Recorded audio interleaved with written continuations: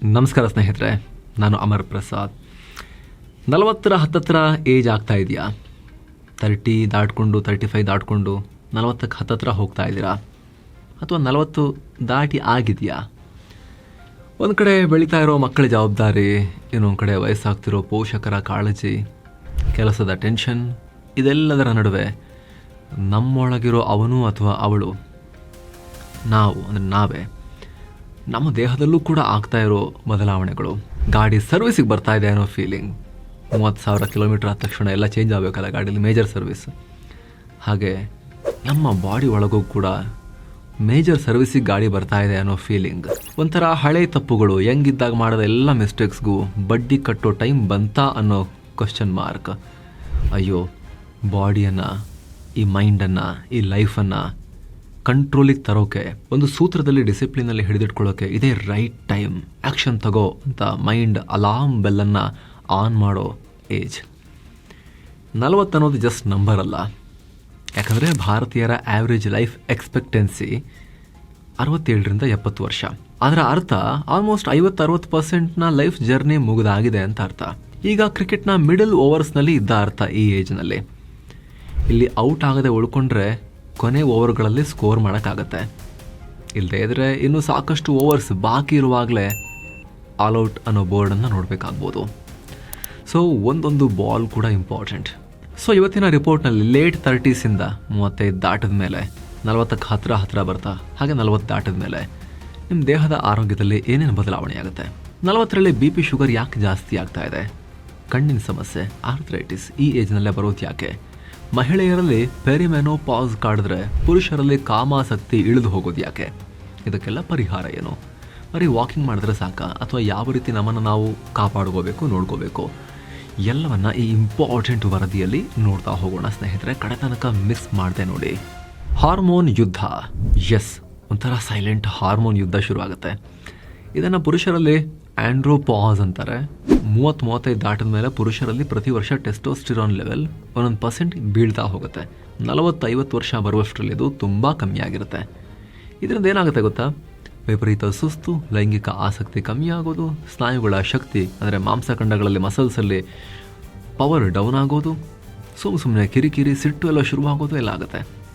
ಹಾಗೆ ಭಾರತೀಯ ಪುರುಷರಲ್ಲಿ ಈ ಹಾರ್ಮೋನ್ ಇಳಿಕೆ ಹೊಟ್ಟೆ ಮೇಲೆ ಬೊಜ್ಜು ಬರೋದಕ್ಕೆ, ಬಿಗ್ ಬೆಲ್ಲಿಗೆ ಕಾರಣ ಆಗ್ತಾ ಇದೆ ಅಂತ ICMRನ ಡೇಟಾನೇ ಹೇಳ್ತಾ ಇದೆ, Indian council for medical research. ಇನ್ನು ಮಹಿಳೆಯರಿಗಂತೂ ಇದು ತುಂಬ ಕ್ರೂಷಿಯಲ್ ಟೈಮ್. ಇದನ್ನು ಪೆರಿಮೆನೋಪಾಸ್ ಅಂತ ಕರೀತಾರೆ, ಋತುಚಕ್ರ ಏರುಪೇರಾಗೋ ಟೈಮ್. ಭಾರತದಲ್ಲಿ ಮಹಿಳೆಯರು ಸರಾಸರಿ 46-48 ವರ್ಷಕ್ಕೆ ಮೆನೋಪಾಸ್ ಅಂದರೆ ಋತುಬಂಧದ ಹಂತಕ್ಕೆ ತಲುಪ್ತಾರೆ. ಆಮೇಲೆ ಪೀರಿಯಡ್ಸ್ ಆಗಲ್ಲ. ಅದಕ್ಕೂ ಮುಂಚಿನ ಈ ಪೆರಿಮೆನೋಪಾಸ್ ಹಂತದಲ್ಲಿ ಪೀರಿಯಡ್ಸ್ ಏರುಪೇರಾಗೋದು, ವಿಪರೀತ ಬೆವರುವಿಕೆ ಅಂದರೆ ಹಾಟ್ ಫ್ಲ್ಯಾಶಸ್ ಮತ್ತು ಮೂಡ್ ಸ್ವಿಂಗ್ಸ್ ಕಾಡುತ್ತೆ. ಈ ಹಂತದಲ್ಲಿ ಸರಿಯಾದ ಮೆಡಿಕಲ್ ಚೆಕಪ್ ಮಾಡಿಸ್ಕೊಳ್ದೇ ಇದ್ದರೆ ಹಾರ್ಟ್ ಇಶ್ಯೂಸ್ ಕೂಡ ಬರ್ಬೋದು. ಹಾಗೆ ಮೂಳೆ ಸವೆತ ಕೂಡ ಫಾಸ್ಟ್ ಆಗುತ್ತೆ ಏಜಲ್ಲಿ. ಸೊ ಈ ಬದಲಾವಣೆಗಳನ್ನು ವಯಸ್ಸಾಯಿತು ಬಿಡುವಂತ ನಿರ್ಲಕ್ಷ್ಯ ಮಾಡೋಕ್ಕಾಗಲ್ಲ. ಸರಿಯಾದ ಹಾರ್ಮೋನಲ್ ಚೆಕಪ್ ಮಾಡಿಸ್ಕೊಳ್ಳೋದು ಈಗ ಬಹಳ ಮುಖ್ಯ. ಮೆಟಬಾಲಿಸಮ್ ಮತ್ತು ಬೊಜ್ಜು, ಬೆಲ್ಲಿ ಫ್ಯಾಟ್ ಅಲ್ಲ, ಇದು ಟೈಮ್ ಬಾಂಬ್. ಸ್ನೇಹಿತರೆ, 40ರ ಹತ್ತಿರ ಬಂದ ಮೇಲೆ ಅಥವಾ ದಾಟಿದ ಮೇಲೆ ನೀವು ಗಮನಿಸಬೇಕಾದ ಅತಿ ದೊಡ್ಡ ಡೇಂಜರ್ ಅಂದರೆ ಹೊಟ್ಟೆಯ ಮೇಲಿನ ಬೊಜ್ಜು.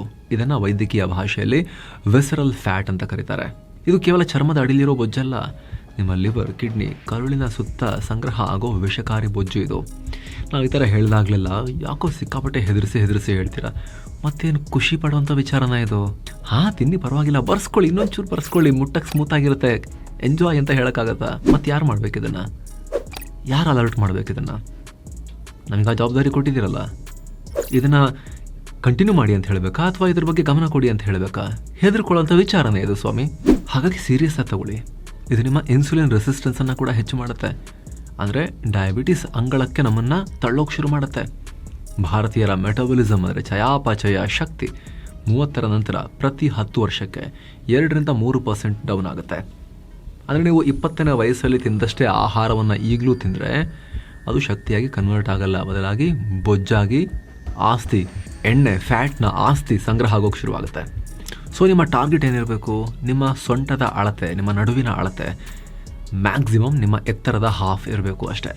ಉದಾಹರಣೆಗೆ ಆವ್ರೇಜ್ ಆಗಿ ಎಲ್ಲರೂ 5.8 5.9 ಇರ್ತಾರಲ್ಲ, ಅವರ ಸೊಂಟದ ಸುತ್ತಳತೆ 28-29 ಇಂಚಿಂದ 33-34 ಇಂಚಿನ ಒಳಗಡೆ ಇರಬೇಕು. ಇದು 5.9 ಹೈಟ್ಗೆ ಹೇಳಿದ್ದು. ಉಳಿದಂತೆ ನೀವು ನಿಮ್ಮ ಹೈಟ್ ಬೇಸಿಸ್ ಮೇಲೆ ಕ್ಯಾಲ್ಕುಲೇಟ್ ಮಾಡ್ಕೋಬಹುದು ಅದರ ಹಾಫ್ ಎಷ್ಟು ಅಂತ ಹೇಳಿ. BP ಮತ್ತು ಕೊಲೆಸ್ಟ್ರಾಲ್.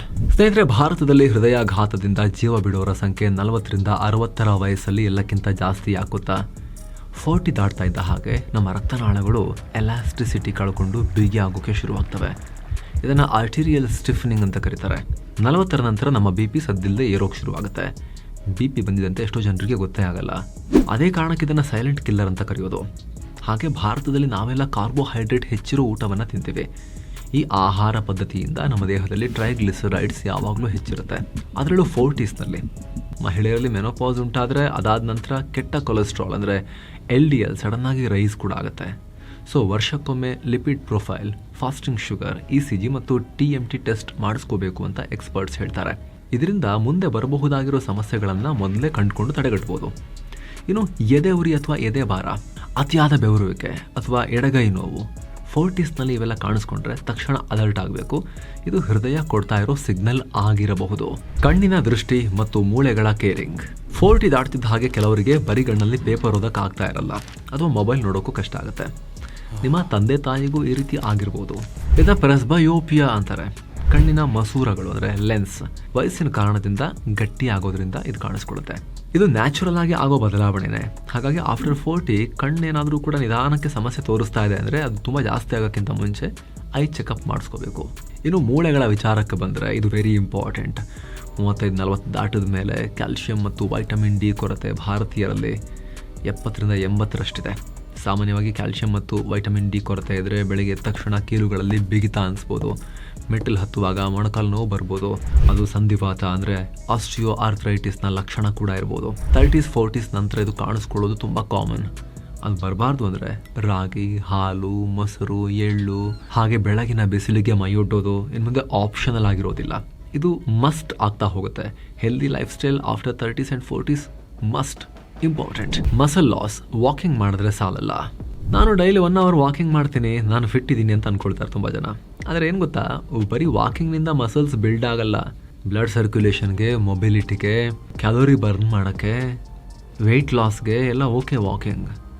ಆದರೆ ಕಳೆದು ಹೋಗುತ್ತಲ್ಲ ಆಫ್ಟರ್ 30-40 ನಂತರ ಮಸಲ್ಸ್ ಬೇಗ ಕರಗಿ ಕೈಕಾಲೆಲ್ಲ ಸಣ್ಣ ಆಗ್ಲಿಕ್ಕೆ ಶುರುವಾಗುತ್ತಲ್ಲ, ಅದನ್ನು ಉಳಿಸ್ಕೊಳ್ಳೋಕ್ಕೆ ಬರೀ ವಾಕಿಂಗಿಂದ ಹೆಲ್ಪ್ ಆಗಲ್ಲ. ಸ್ಟ್ರೆಂತ್ ಟ್ರೈನಿಂಗ್ ಅಂದರೆ ವೆಯ್ಟ್ ಟ್ರೈನಿಂಗ್ ಇಂಪಾರ್ಟೆಂಟ್ ಇಲ್ಲಿ. ಮಸಲ್ಸ್ ಗಟ್ಟಿಯಾಗಿದ್ದರೆ ಮಾತ್ರ ನಿಮ್ಮ ಮೆಟಬಲಿಸಮ್ ಸರಿಯಾಗಿರುತ್ತೆ. ಮನೆಯಲ್ಲೇ ಸ್ಕ್ವಾಟ್ಸ್, ಪುಷಪ್ಸ್ ಅಥವಾ ಪ್ಲ್ಯಾಂಕ್ಸನ್ನು ಮಾಡೋ ಮೂಲಕವೂ ಮಸಲ್ ಮಾಸ್ ಉಳಿಸ್ಕೊಳ್ಳೋಕ್ಕೆ ಮನೆಯ ಆರಂಭಿಕ ಹಂತದ ಪ್ರಯತ್ನಗಳನ್ನು ಮಾಡ್ಕೋಬೋದು. ವಾರಕ್ಕೆ ಮಿನಿಮಮ್ 3 ದಿನ ಆದರೂ ಕೂಡ ಮಸಲ್ಸ್ಗೆ ಕೆಲಸ ಕೊಡುವಂಥ, ಮಸಲ್ ಗ್ರೋತ್ ಅಥವಾ ರಿಟೆನ್ಷನ್ಗೆ ಹೆಲ್ಪ್ ಮಾಡುವಂಥ weight training very very important. ಹಾಗಂತ ಹೆವಿ ವೇಟ್ಸನ್ನು ನಾಳೆನೇ ತಕ್ಕೆ ಹೋಗಬೇಡಿ. ಎಲ್ಲರ ಮೆಡಿಕಲ್ ಕಂಡೀಷನ್ ಸೇಮ್ ಇರೋದಿಲ್ಲ. ನಿಮ್ಮ ವೈದ್ಯರ, ನಿಮ್ಮ ಫ್ಯಾಮಿಲಿ ಡಾಕ್ಟರ್ಸ್ ಇರ್ತಾರಲ್ಲ, ಅಥವಾ ನೀವು ಟ್ರೀಟ್ಮೆಂಟ್ ಪಡಿತಿರೋ ಡಾಕ್ಟರ್ ಹತ್ರ ಸಲಹೆ ಪಡೀರಿ, ಏನು ಮಾಡಬೇಕು, ಮಾಡಲಾ ಬೇಡವಾ ಅಂತ. ಜೊತೆಗೆ ಟ್ರೈನರ್ ಸಲಹೆಯನ್ನು ಕೂಡ ಪಡ್ಕೊಂಡು ಮಾಡಿ, ಸರ್ಟಿಫೈಡ್ ಟ್ರೈನರ್ಸಿಂದ. ಯಂಗ್ ಏಜ್ನಲ್ಲಿ ಓಕೆ ಜಿಮ್ ಮೆಂಬರ್ಶಿಪ್ ನಾವೇ ತೊಗೊಳ್ಬೋದು, ಹೋಗ್ಬೋದು, ಎಲ್ಲ ಕಸರತ್ತು ಮಾಡಿಬಿಡ್ಬೋದು. ಆದರೆ ಇಲ್ಲಿವರೆಗೂ ಮಾಡಿಲ್ಲ, ಇವಾಗ ಶುರು ಮಾಡಬೇಕು ಅಂತ ಹೇಳಿದ್ರೆ ಅಥವಾ ಕಂಟಿನ್ಯೂ ಮಾಡೋರಿಗೂ ಕೂಡ ಆಫ್ಟರ್ 40 ಮೆಡಿಕಲ್ ಅಡ್ವೈಸ್, ಯಾವುದಾದ್ರೂ ಸಮಸ್ಯೆಗೆ ಟ್ರೀಟ್ಮೆಂಟ್ ತಗೊಳ್ತಾ ಇದ್ದಾರೆ ಅಂತ ಹೇಳಿದ್ರೆ ಅವ್ರ ಹತ್ರ ಕೇಳಿಕೊಂಡು ಇದನ್ನೆಲ್ಲ ಇಂಪ್ಲಿಮೆಂಟ್ ಮಾಡೋದು ಇಂಪಾರ್ಟೆಂಟ್. ಸ್ಯಾಂಡ್ವಿಚ್ ಜನರೇಷನ್ ಮತ್ತು ಮಾನಸಿಕ ಆರೋಗ್ಯ. ಈ ಏಜ್ ಗ್ರೂಪ್ ಇದೆಯಲ್ಲ, ಒಂಥರ ಬ್ಯೂಟಿಫುಲ್ ಕೂಡ ಹೌದು, ಸ್ಟ್ರೆಸ್ಫುಲ್ ಕೂಡ ಹೌದು. 30 to 50 ಅಂತ ಅಂದ್ಕೊಳ್ಳಿ, ಇದೊಂಥರ ಸ್ಯಾಂಡ್ವಿಚ್ ಜನರೇಷನ್. ಇದು ಒಂದು ಕಡೆ ಬೆಳೀತಾ ಇರೋ ಮಕ್ಕಳ ಜವಾಬ್ದಾರಿ, ಮತ್ತೊಂದು ಕಡೆ ವಯಸ್ಸಾಗಿರೋ ಪೋಷಕರ ರೆಸ್ಪಾನ್ಸಿಬಿಲಿಟಿ, ಎರಡರ ನಡುವೆ ಕೆಲಸದ ಒತ್ತಡ, ಫಿನಾನ್ಷಿಯಲ್ ಸ್ಟ್ರೆಸ್, ಬ್ರೈನ್ ಫಂಕ್ಷನ್ ಮೇಲೆ ಇವೆಲ್ಲ ಭಾರ ಹಾಕ್ತಾ ಇರ್ತವೆ. ವಿಷಯಗಳನ್ನು ಮರೆಯೋದು, ಬ್ರೈನ್ ಫಾಗ್ ಉಂಟಾಗೋದು ಕಾಮನ್ ಇಲ್ಲಿ. ಇದನ್ನು ತಡೆಯೋದಕ್ಕೆ ಯೋಗ, ಮೆಡಿಟೇಷನ್ ಅಂತ ಅಭ್ಯಾಸಗಳನ್ನು ರೂಢಿಸ್ಕೊಂಡ್ರೆ ಒಳ್ಳೆಯದು. ಓದಬೇಕು ತುಂಬ.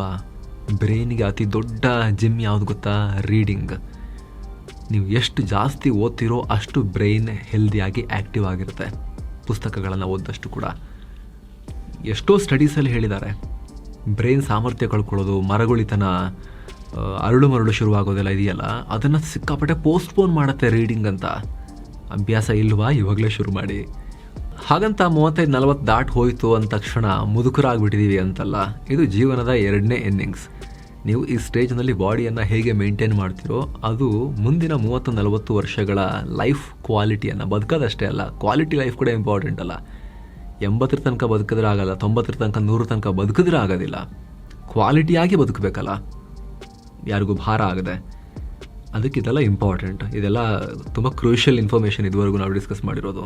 ಮತ್ತು ನಾವು ಕಾರ್ನ ವಿಚಾರಕ್ಕೆ ಬಂದರೆ, ತಂದಾಗ ಆರಂಭದಲ್ಲಿ ಏನು ಮಾಡ್ತೀವಿ, ಹೊಸ ಗಾಡಿ ಅಂತ ಸ್ಮೂತಾಗಿ ಓಡಿಸ್ತೀವಲ್ಲ, ನಿಧಾನ ಓಡಿಸ್ತೀವಿ. ಹೊಸ ಗಾಡಿ ಹುಟ್ಟಿರೋ ಮಗು ಅಂತ ಅಂದ್ಕೊಳ್ಳಿ. 1 ವರ್ಷ ಆಗ್ತಿದ್ದ ಹಾಗೆ ಚೆನ್ನಾಗಿ ಓಡಿಸೋಕೆ ಶುರು ಮಾಡ್ತೀರಲ್ಲ, ಕಾರ್ನರಿಂಗ್ ಮಾಡ್ತೀರಿ, ಕರುಸಲೆಲ್ಲ ಚೆನ್ನಾಗಿ ಹೊಡ್ಕೊಂಡು ಹೋಗ್ತೀರಿ, ಹೈವೇನಲ್ಲಿ ಎಳೆದು ಹೋಗ್ತೀರಿ, ಚೆನ್ನಾಗಿ ಮಜಾ ಮಾಡಿ ಗಾಡಿ ಓಡಿಸ್ತೀರಲ್ವ, ಅದು ಯೌವನ ಅಂತ ಅಂದ್ಕೊಳ್ಳಿ. ಒಂದು 7-8-10 ವರ್ಷ ಆದಮೇಲೆ ಗಾಡಿನ ಹೆಂಗೆ ಯೂಸ್ ಮಾಡ್ತೀರಿ, ಹಳೆಯ ಗಾಡಿಗಳನ್ನ ಆ್ಯಂಟಿಕ್ ಪೀಸ್ ಥರ ಯೂಸ್ ಮಾಡ್ತೀರಿ, ಶೋ ಪೀಸ್ ಥರ ಇಟ್ಕೊತೀರಿ. ಚೆನ್ನಾಗಿ ಮೇಂಟೈನ್ ಮಾಡಿಕೊಂಡು ನೀಟಾಗಿ ಸ್ಮೂತಾಗಿ ಮೂವ್ ಮಾಡಿ ವಾಪಸ್ ತಂದಿರೋದು. ಬಾಡಿ ಕೂಡ ಹಾಗೇ ಆಗ್ತಾ ಹೋಗುತ್ತೆ.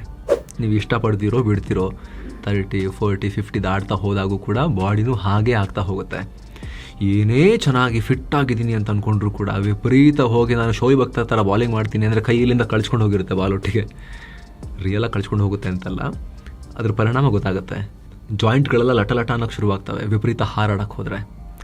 ಆಯಾ ಏಜಿಗೆ ತಕ್ಕಂತೆ ಇರಬೇಕು. ಶೋಯಿಬ್ ಅಖ್ತರ್ ಥರ ನಿಧಾನಕ್ಕೆ ಸ್ಪಿನ್ ಬಾಲಿಂಗ್ ಮಾಡಿ ಕ್ರಿಕೆಟ್ ಆಡೋರು ಆ ಟೈಮ್ನಲ್ಲಿ. ನಿಮ್ಮ ಏಜ್ ಗ್ರೂಪ್ನವರೊಂದಿಗೆ ಆಡಿ, ಹರಿಯದ ಬಿಸಿ ರಕ್ತದ ಯುವಕರೊಂದಿಗೆ ಹೋಗಿ ಕ್ರಿಕೆಟ್ ಆಡ್ತೀನಿ, ಅವ್ರ ಥರನೇ ಎಳೆದು ಬಾಲಿಂಗ್ ಮಾಡ್ತೀನಿ, ಅವ್ರ ಥರನೇ ಡೈವ್ ಬಿದ್ದು ಕ್ಯಾಚ್ ಹಿಡಿತೀನಿ ಅಂತ ಹೋದರೆ ಮತ್ತೆ ಎತ್ಕೊಂಡು ಹೋಗಿ ಯಾರು ಬರಬೇಕಾಗತ್ತೆ. ಅದೇ ಕಾರಣಕ್ಕೆ ಎಂಥ ಲೆಜೆಂಡ್ರಿ ಬ್ಯಾಟ್ಸ್ಮನ್ ಬೌಲರ್ ಆದರೂ ಕೂಡ 35-37 ಹೊತ್ತಿಗೆ ಅವರು ಕೂಡ ರಿಟೈರ್ಮೆಂಟ್ ತೊಗೊಳ್ತಾರೆ, ಕಾಂಪೀಟ್ ಮಾಡೋಕ್ಕಾಗಲ್ಲ ಅಂತ. ಆಮೇಲೆ ಅವ್ರ ಏಜ್ ಗ್ರೂಪ್ನ ರಿಟೈರ್ಡ್ ಆಟಗಾರರ ಕ್ರಿಕೆಟನ್ನು ಆಡೋಕ್ಕೆ ಶುರು ಮಾಡ್ತಾರೆ, ನೀವು ನೋಡಿರ್ಬೋದು. ಹಾಗಾಗಿ ದುಸ್ಸಾಹಸ ಎಲ್ಲ ಬೇಡ, ಆ ಏಜಿಗೆ ತಕ್ಕಂತೆ ಇರಬೇಕು ನಾವು.